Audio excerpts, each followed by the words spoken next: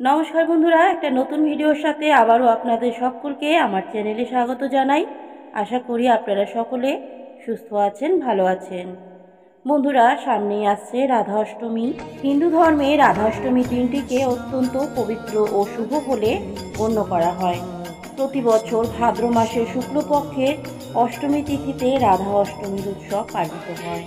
ভগবান শ্রীকৃষ্ণের শুভ জন্মতিথি জন্মাষ্টমীর 15 দিন পর এই উৎসব পালিত হয়। ধর্মীয় বিশ্বাস অনুসারে এই দিনে বর্ষানায় জন্মগ্রহণ করেছিলেন রাধারানী। এই শুভ তিথি উপলক্ষে রাধারানী এবং ভগবান শ্রীকৃষ্ণের পূজা করা হয়। বন্ধুরা, আজকের পর্ব থেকে আমরা জেনে নেব 2024 সালে রাধা অষ্টমীর পূর্ণাঙ্গ সময়সূচি। এছাড়াও জানবো রাধা অষ্টমীর তাৎপর্য, শুভ সময়, পুজোর জন্য কখন থাকতে চলেছে এবং পুজোর সহজ সরল বিধি সবটাই জানবো বন্ধুরা। কিন্তু জানবার আগে আমার চ্যানেলটা সাবস্ক্রাইব করে বেল বাটনটা প্রেস করার অনুরোধ রইল আপনাদের কাছে। ভিডিওটা একটু স্কিপ না করে পুরো দেখার অনুরোধ রইল আপনাদের কাছে।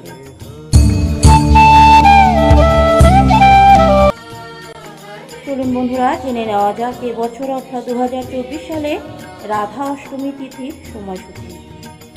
এবছর অর্থাৎ 2024 সালে রাধা অষ্টমী ব্রত অষ্টমী তিথি শুরু হবে বাংলার 24শে ভাদ্র, ইংরেজির 10ই সেপ্টেম্বর মঙ্গলবার সন্ধে 6:27 পর থেকে, এবং অষ্টমী তিথি থাকবে বাংলার 25শে ভাদ্র, ইংরেজির 11ই সেপ্টেম্বর বুধবার সন্ধে 6:28 পর্যন্ত। রাধা অষ্টমী ব্রত পালন করা হবে বাংলার 25শে ভাদ্র, ইংরেজির 11ই সেপ্টেম্বর বুধবার। হিন্দু ধর্মে রাধা অষ্টমী প্রতি বছর অনুষ্ঠিত একটি অত্যন্ত আনন্দময় অনুষ্ঠান। এই উৎসবটি ভগবান কৃষ্ণের জন্মবার্ষিকীর মতোই উৎসাহের সাথে পালিত হয়। হিন্দু শাস্ত্রে উল্লেখ আছে, রাধা অষ্টমী ব্রত পালনকারী সুখী ও সমৃদ্ধশালী জীবন লাভ করেন। ব্যক্তি তার সমস্ত বাধা অতিক্রম করবে, বস্তুবাদী আকাঙ্ক্ষা অর্জন করবে এবং পরিশেষে সে মোক্ষ লাভ করবে। এটা বিশ্বাস করা হয় যে রাধা অষ্টমী উপবাস পালন করে আরাধনা করলে ব্যক্তি তার সমস্ত পাপ থেকে মুক্তি পায়, তাদের মন নেতিবাচক ও খারাপ চিন্তা থেকে সদা মুক্ত হয় এবং সে আধ্যাত্মিক সুখ লাভ করবে।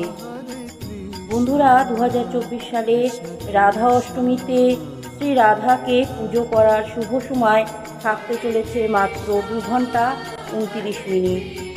যারা উপোস করবেন তারা রাধা অষ্টমীর পুজো করতে পারবেন সকাল 11:03 থেকে দুপুর 1:32 পর্যন্ত। এই সময়ের মধ্যে আপনাদেরকে শ্রী রাধিকার পুজো সম্পন্ন করতে হবে।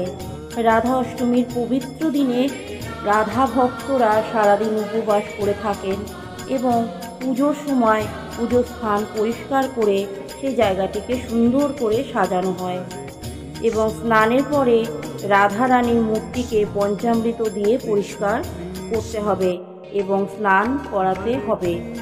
5টি উপাদান দিয়ে তৈরি পঞ্চামৃত, দই, দুধ, ঘি, মধু এবং চিনি দিয়ে রাধারানীর মূর্তিকে অভিষেক করাতে হবে। মূর্তিটি পরিষ্কার করার পর পুরনো কাপড় পাল্টে নতুন কাপড় পরাতে হবে। মনে রাখতে হবে রাধারানীর নতুন পোশাক চকচকে ও রঙিন হতে হবে। পুজোর জন্য লাগবে ধূপ, পদ্মফুল, রলি, কুমকুম, শৃঙ্গার ইত্যাদি এবং সাথে অবশ্যই নানা রকমের ফল দিতে পারেন, সাথে ভোগ নিবেদন করতে পারেন এবং অবশ্যই মিষ্টি দিতে ভুলবেন না। পুরাণ শাস্ত্র অনুসারে শ্রীকৃষ্ণের সাথে রাধা রানীরও পুজো করা উচিত বলে মনে করা হয়। পুজো এবং আরতির পর সংকীর্তন করাও শুভ বলে মনে করা হয় এবং পুজোর শেষে ভক্তদের মধ্যে প্রসাদ বিতরণ করাও আবশ্যক। বন্ধুরা, আজকের এই পর্বটি এই পর্যন্তই। ভিডিওটি ভালো লাগলে লাইক, শেয়ার, কমেন্ট করতে ভুলবেন না। চ্যানেলটা সাবস্ক্রাইব করে বেল বাটনটা প্রেস করতে কিন্তু ভুলবেন না। আজকের মতো আপনাদের কাছ থেকে বিদায় নিচ্ছি। দেখা হবে একটা নতুন কোনো পর্বে, নতুন কোনো ভিডিওর সাথে।